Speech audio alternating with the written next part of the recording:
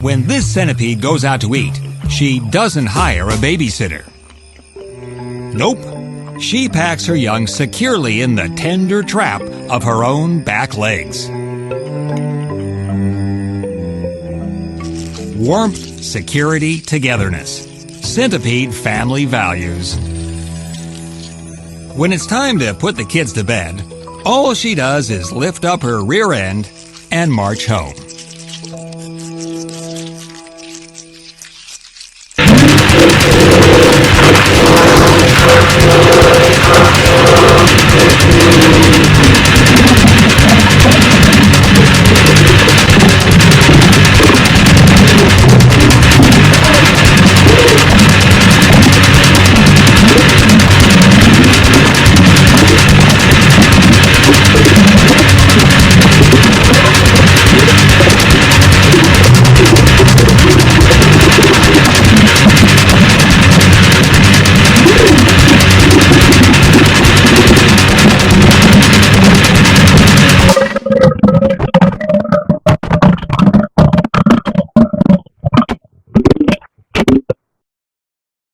You probably think of centipedes as tiny, squishy, bothersome things cowering in your garden.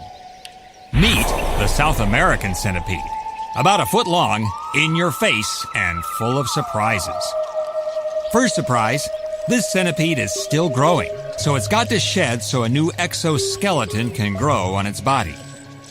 Like a debutante wriggling out of a too-tight evening gown, the centipede has to squirm, slink, twitch, writhe, and ooze out of its confinement. Finally, it gets out of its old body armor. Now it has to plump up fast, before its epidermis secretes chitin too soon. If the chitin hardens into a shell while the centipede is still on the smallish side, the shedding would have been pointless. Hey, what could be more convenient snacking than that handy old exoskeleton? What do you call this? I mean, it's not cannibalism because that's eating another of your own species. I guess you could call this auto-grazing.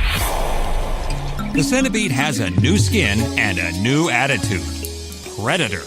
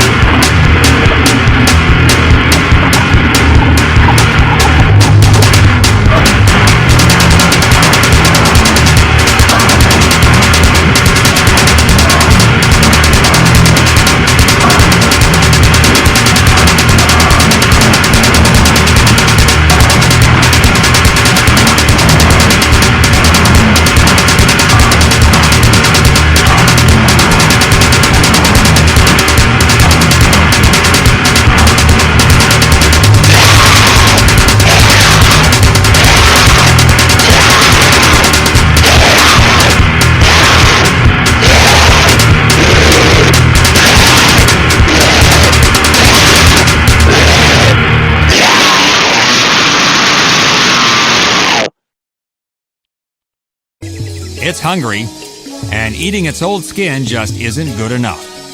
It's after a baby green iguana. The iguana is fast, twitchy, highly mobile, and impulsive. The centipede is slower, persistent, hungry, and strategic. The centipede advances on the iguana. The iguana retreats. The iguana scoots, the centipede crawls. Scoot, crawl. Scoot, crawl. Whoopsie-daisy. Somehow, after all that scooting, the iguana finds itself at the end of a branch. How'd that happen? Uh-oh. The centipede moves in for the moment of truth. The iguana considers its options and, in a defensive response, leaps into the safety of the water below.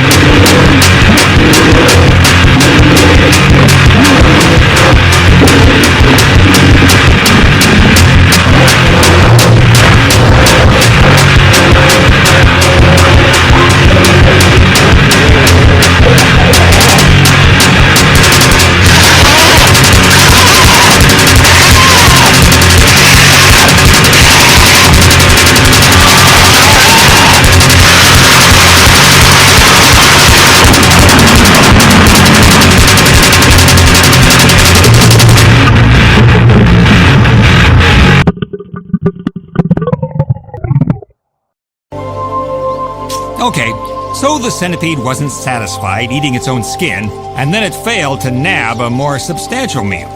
Now what? These baby rats are safe because Mom is guarding the nest. But Mom has to go grocery shopping, leaving the babies completely helpless. Speaking of grocery shopping, the centipede relies on ground vibrations and antennae touch to locate a feast like this one. Mom senses danger and races to the rescue. The centipede is chased off, but not before Mom discovers one of her babies dead, killed by the centipede.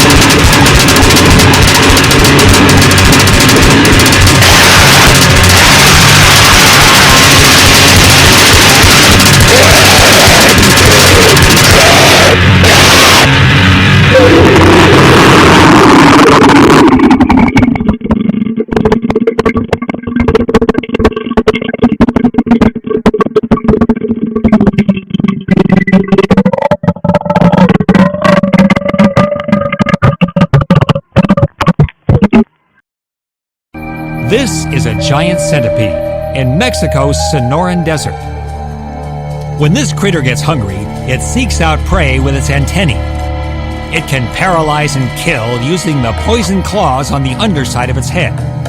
It mostly dines on bugs, but will go after larger meals up to and including grasshopper mice like this one.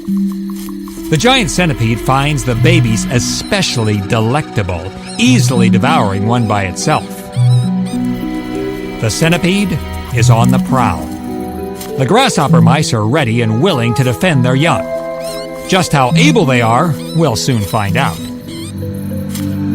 The adult mice take up battle stations.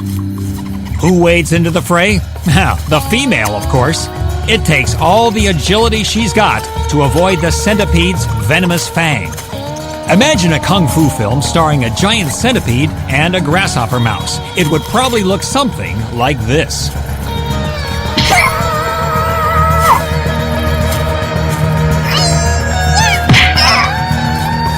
You've got to admit, that mouse mom has got serious game. She finally whips the centipede, while the male looks on.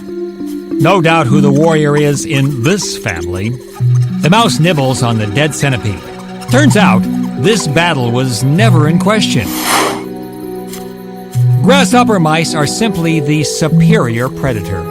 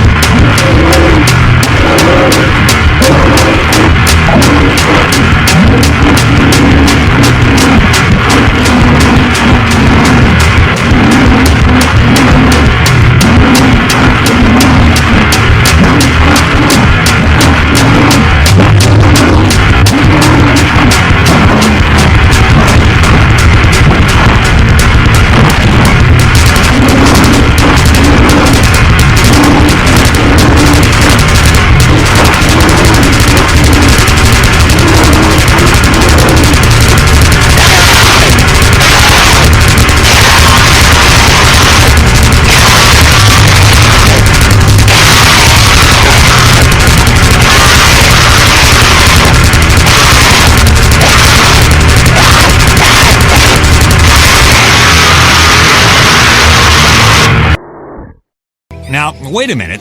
We don't want you to think that centipedes are venom-spewing, hundred-legged baby killers. I mean, the females can be devoted moms. I dare any predator to try and get at these eggs.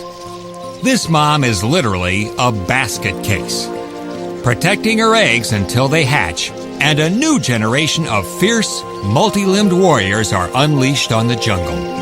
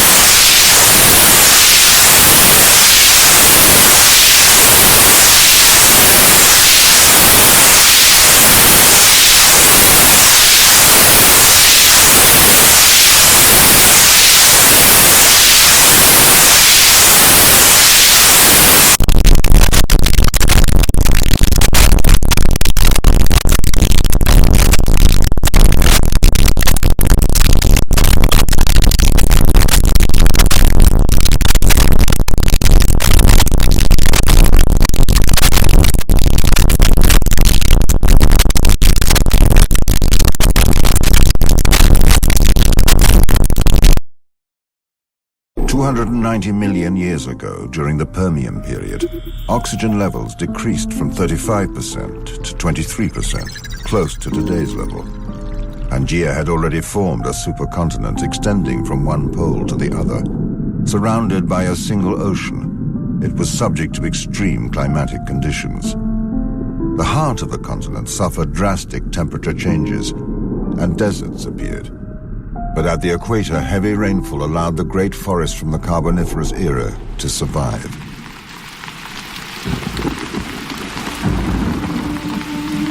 During this period of major climate change, punctuated by the monsoons and the warming of the atmosphere, a living fungus appeared on the bark of trees. This tiny mushroom uses an enzyme to break down wood. Gradually, plant debris and dead trees decompose and no longer build up on the ground to form coal.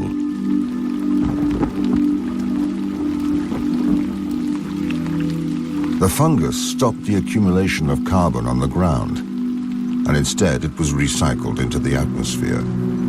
The proportion of oxygen in the air decreased gradually, with major consequences for the environment.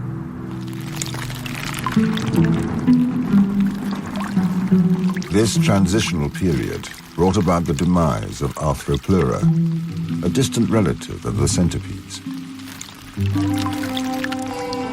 But why did the first giants of the Carboniferous period disappear? Could their lifestyle be responsible?